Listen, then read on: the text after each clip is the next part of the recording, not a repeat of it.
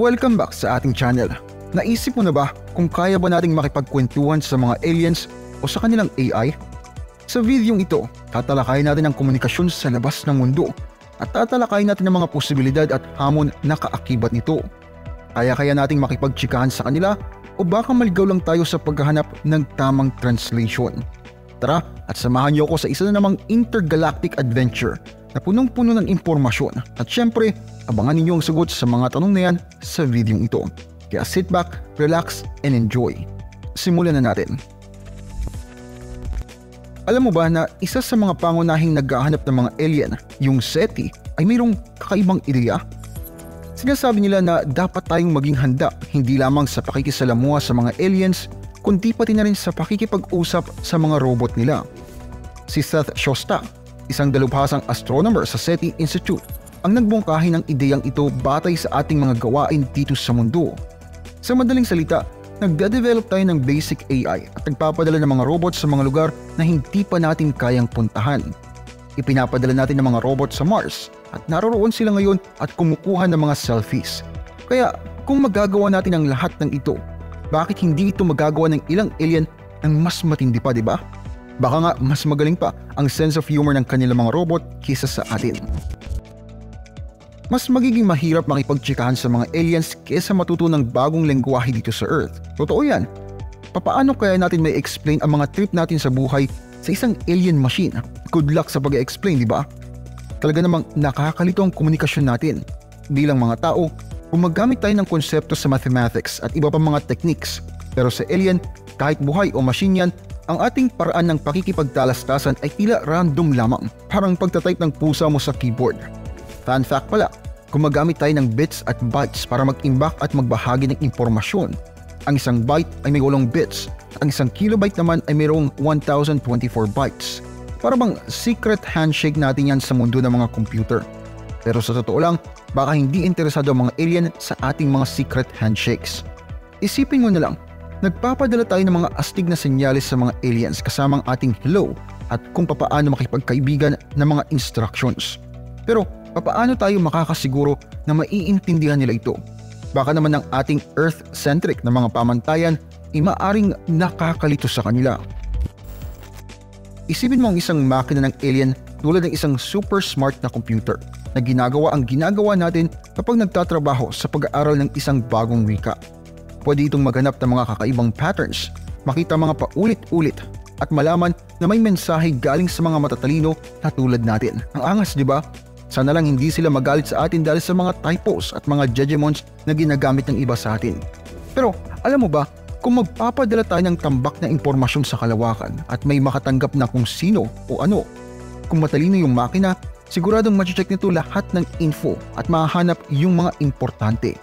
At kahit na mga maliliit na grey dudes na may malalaking mata, yung tipong nasa pelikula, siguro ay may astig na mga computer naman na sila. Kaya rin nilang gawin yung ganun gamit ang kanilang high-tech na kagamitan. Aliens na may malalaking computer ang astig nun, di ba?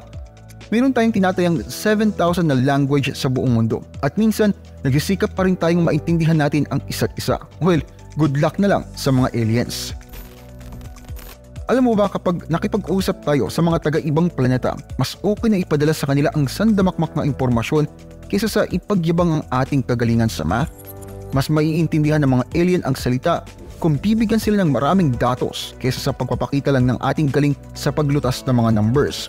Tapos, kung makukuha ng mga alien ang digital na version ng The Library of Congress, agad nilang malalaman na yung 4 na gulong na parisukat na bagay ay automobile ang tawag dito sa Earth. Pero, baka medyo mahirap para sa kanilang pag-unawa. Maaari nilang subukang alamin ito sa pamamagitan ng mga sunod-sunod na struktura tulad ng kung papaano tayo natututong magpasa. Palagi tayong mga tao na naghahanap ng bagong mga kaibigan, maging mula sa labas ng ating kalawakan. Mga social creatures kasi tayo. Nagpapadala tayo ng mga signals sa radyo at nagre-laser sa lahat ng sulok. Umaasang makukuha ang pansin ng mga dayuhan. Pero sa totoo lang, sobrang liit ng tsansa na magkabungguan ng ating space probe sa alien machine. Parang paghahanap yan ng karayom sa gitna ng isang cosmic haystack. Tapos, hindi pa sila magkakaintindihan dahil sa wear and tear ng mga probe natin. Ang sad, di ba? Gayunpaman, maaring matuto pa rin ang mga aliens mula sa ating mga probe. Well, imagine this. Ano kaya kung ang tanging barko ni Christopher Columbus na Santa Maria ang nakaligtas at napadpad sa Pampang kung saan natagpuan naman ito ng mga katutubong Amerikano? Malamang marami silang matututunan tungkol sa mga European mula sa teknolohiyang makikita nila, tulad ng metal, malalaking piraso ng tela o yung layag at ang bagay na tinatawag namang rudder. Kaya kahit na hindi makausap ng ating mga probe ang mga alien, pwede pa rin nating maipakita ang galing ng tao sa teknolohiya. Sabi naman ni Shostak, hindi raw siguro makikita ang mga alien at ang Voyager o Pioneer probes, pero pag nagkita sila, baka mabitin sila sa mga tech na daladala ng mga probes na yon. Kalimutan na yung mga plaketa, mga gadgets ang bida dito. Kung gusto nating makalikha ng kakaibang impresyon, punuin natin ang mga probe ng datos at hayaan natin ang mga alien ang magsiyasat. Well, good luck na lang kapag sa masamang alien napunta ang datos na ito. GG na tayo nun. Long story short, kapag maayos tayong makikipag-usap at magbibigay ng datos, maiintindihan ng mga aliens ang paraan natin ng pakikipagkomunikasyon. Malamang ay gagamitin nila ang oras at enerhiya nila base sa kung anong gusto nila at kaya ng makina nila. Pero at least, malalaman nila na may nakilala silang cool na Earthlings, di ba? Malay mo, baka nga imbitahin pa tayo sa intergalactic party nila. At dito na nagtatapos ang ating paglalakbay at lumalabas na ang susi sa matagumpay ng pakikipag-usap sa mga makina ng alien o sa mga alien mismo ay nakasalalay sa ating kakayahang magpadala ng maraming datos at maging strikto sa ating mga protokol. Makakausap kaya natin kung ano man yung nasa labas o forever alone ba tayo sa cosmos. Kung trip mo tong space adventure na to, i-like, mag-comment at mag-subscribe para sa mas maraming videos na ganito.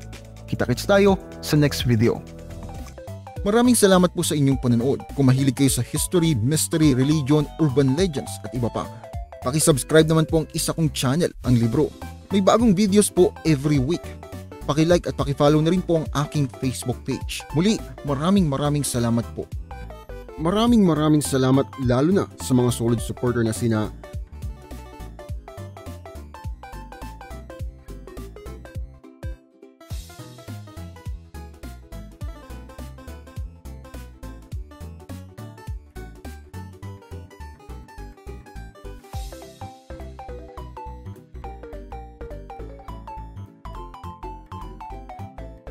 meron po tayong member content, pakicheck na lamang po ang playlist. Marami-rami na rin pong nakalagay doon. Muli, maraming salamat po sa inyong patuloy na pagsuporta.